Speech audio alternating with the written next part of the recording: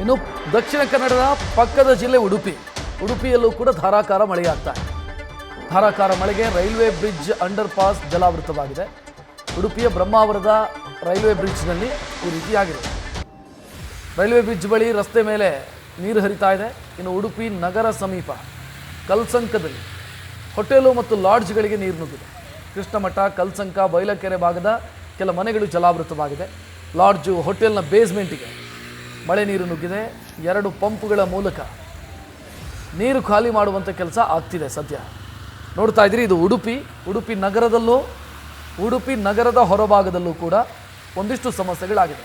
ಬ್ರಹ್ಮಾವರ ಸಮೀಪ ಸಮಸ್ಯೆ ಆಗಿರೋದು ಮತ್ತು ಕಲ್ಸಂಕ, ಉಡುಪಿ ಸಿಟಿಯಲ್ಲಿ ಕಲ್ಸಂಕರ ಸಮೀಪ ಅಲ್ಲೂ ಕೂಡ ಮನೆಗಳಿಗೆ ನೀರು ನುಗ್ಗಿದೆ. ಕೃಷ್ಣಮಠದ ಸುತ್ತಮುತ್ತ ಇಲ್ಲೂ ಕೂಡ ಮನೆಗಳಿಗೆ ನೀರು ನುಗ್ಗಿರುವುದನ್ನು ಗಮನಿಸ್ತಾ ಇದೆ.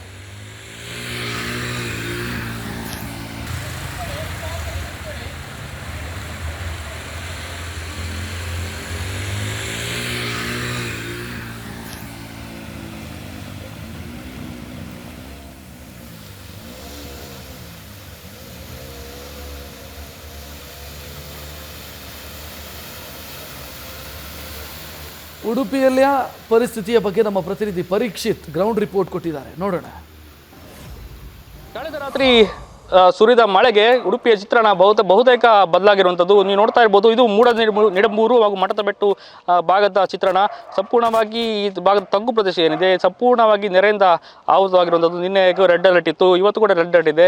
ಆದರೆ ಮಳೆ ನಿನ್ನೆ ರಾತ್ರಿ ಸಂಪೂರ್ಣವಾಗಿ ನಿರಂತರ ಬಿಟ್ಟು ಬಿಡದೆ ಮಳೆ ಸುರಿದಿತ್ತು. ಈ ಹಿನ್ನೆಲೆಯಲ್ಲಿ ಈ ಭಾಗದ ತಗ್ಗು ಪ್ರದೇಶಗಳು ಸಂಪೂರ್ಣವಾಗಿ ನೆರೆಯಿಂದ ಆವೃತವಾಗಿರುವಂಥದ್ದು. ಇನ್ನು ಕೂಡ ಬೆಳಿಗ್ಗೆ ಆದರೂ ಕೂಡ ಇನ್ನೂ ನೆರೆ ಇಳಿದಿಲ್ಲ. ಬೆಳಿಗ್ಗೆ ಒಂದಷ್ಟು ಬಿಸಿಲಿತ್ತು, ಆದರೂ ಕೂಡ ನೆರೆ ಯಾಕಂದರೆ ಹೋಗುವಂತಹ ಸ್ಥಳಾವಕಾಶ ಇಲ್ಲದ ಹಿನ್ನೆಲೆಯಲ್ಲಿ, ಯಾಕಂದರೆ ಸುತ್ತಮುತ್ತ ಗದ್ದೆಗಳು ಮತ್ತು ಏನು ತೋಡುಗಳು ಇರೋದ ಹಿನ್ನೆಲೆಯಲ್ಲಿ ಈಗಾಗಲೇ ತೋಡುಗಳು ಸಂಪೂರ್ಣವಾಗಿ ಉಕ್ಕಿ ಹರಿತಾ ಇದೆ. ಹಾಗಾಗಿ ಹೋಗುವಂಥ ಸ್ಥಳಾವಕಾಶವಿಲ್ಲ. ಈ ಭಾಗದ ಪಕ್ಕದಲ್ಲಿರುವಂತಹ ಏನು ಗರೋಡಿ, ಏನು ಬ್ರಹ್ಮ ಬೈದರ್ಕಳ ಗರೋಡಿ ಏನಿದೆ, ಇದು ಕೂಡ ಸಂಪೂರ್ಣವಾಗಿ ನೆರೆಯಿಂದಲೇ ಸುತ್ತುವರೆದಿರುವಂಥದ್ದು, ನೀರಿನಿಂದ ಸುತ್ತುವರೆದಿದೆ. ಯಾಕಂದರೆ ಕಳೆದ ವರ್ಷ ಕೂಡ ಇದೇ ರೀತಿಯ ಚಿತ್ರಣ ಈ ಭಾಗದಲ್ಲಿತ್ತು. ಈ ವರ್ಷವೂ ಅದೇ ರೀತಿಯ ಚಿತ್ರಣ ಇರುವಂಥದ್ದು. ಕಳೆದ ವರ್ಷ ಏನಿದೆ ಆಗಸ್ಟ್ ತಿಂಗಳಲ್ಲಿ ಈ ಚಿತ್ರಣ ಕಂಡು ಬಂದಿತ್ತು. ಆದರೆ ಈ ಬಾರಿ ಬೇಗನೆ ಈ ಚಿತ್ರಣ ಕಂಡು ಬರ್ತಾ ಇದೆ. ಯಾಕಂದರೆ ಈ ಭಾಗದಲ್ಲಿ ಈ ಏನು ಗರೋಡಿಗೆ ಬರುವಂತಹ ಅರ್ಚಕರೇನಿದ್ದಾರೆ ಅವರಿಗೂ ಕೂಡ ಈ ಭಾಗದಲ್ಲಿ ನೀರಲ್ಲೇ ಬರಬೇಕಂತ ಸ್ಥಿತಿ ಇರುವಂಥದ್ದು. ಒಟ್ಟಾರೆ ಈ ಭಾಗದ ಗರೋಡಿ ಏನಿದೆ ಮತ್ತು ಸುತ್ತಮುತ್ತಲ ಬಹುತೇಕ ಮನೆಗಳು ಈಗ ಸಂಪೂರ್ಣವಾಗಿ ನೆರೆಯಿಂದಲೇ ಸುತ್ತುವರಿದಿರುವಂಥದ್ದು. ಈ ಭಾಗದ ಇದಕ್ಕೆ ಮುಖ್ಯವಾದ ಕಾರಣ ಏನಂತ ನಾವು ಇವು ತೋರಿಸ್ತಾ ಹೋಗ್ತೀವಿ. ಮುಖ್ಯವಾಗಿ ಈ ಭಾಗದಲ್ಲಿ ಇಲ್ಲಿ ಪಕ್ಕದಲ್ಲೇ ಹರಿಯುವಂತಹ ಇಂದ್ರಾಣಿ ನದಿ ಏನಿದೆ, ಇಂದ್ರಾಣಿ ಅಂತ ಕರೆಯಲಾಗ್ತದೆ. ಈಗ ತೋಡಾಗಿ ಏನು ಬದಲಾಗಿರುವಂಥದ್ದು. ಈ ತೋಡು ಸಂಪೂರ್ಣವಾಗಿ ಹೂಳು ತೆಗೆದರೂ ಕೂಡ ಈಗ ಸಂಪೂರ್ಣವಾಗಿ ಉಕ್ಕಿ ಹರಿತಾ ಇದೆ. ಈ ತೋಡಿನಿಂದಾಗಿ ಈಗ ಸಂಪೂರ್ಣವಾಗಿ ಸುತ್ತಮುತ್ತಲ ಮನೆಗಳು ಎಲ್ಲವೂ ಜಲಾವೃತವಾಗಿರುವಂಥದ್ದು. ಗರೋಡಿಗಿರ್ಬೋದು, ದೇವಸ್ಥಾನಗಳಿರ್ಬೋದು, ಎಲ್ಲವೂ ಈಗ ಸಂಪೂರ್ಣವಾಗಿ ನೆರೆಯಿಂದ ಆವೃತವಾಗಿದೆ. ಇನ್ನು ಕೂಡ ಇವತ್ತು ಕೂಡ ನಿರಂತರ ಮಳೆ ಬಿಟ್ಟು ಬಿಡದೆ ಸುರಿದಲ್ಲಿ ಇನ್ನಷ್ಟು ಮನೆಗಳು ಸಂಪೂರ್ಣವಾಗಿ ನೆರೆಯಿಂದಲೇ ಏನು ನೆರೆಗೆ ತುತ್ತಾಗುವುದು ಸಾಧ್ಯತೆ ದಟ್ಟವಾಗಿದೆ. ಈಗಾಗಲೇ ದೋಣಿಗಳ ವ್ಯವಸ್ಥೆ ಇರ್ಬೋದು, ಬೇರೆ ಬೇರೆ ವ್ಯವಸ್ಥೆಗಳು ಈಗಾಗಲೇ ಮಾಡಬೇಕಾಗಿದೆ.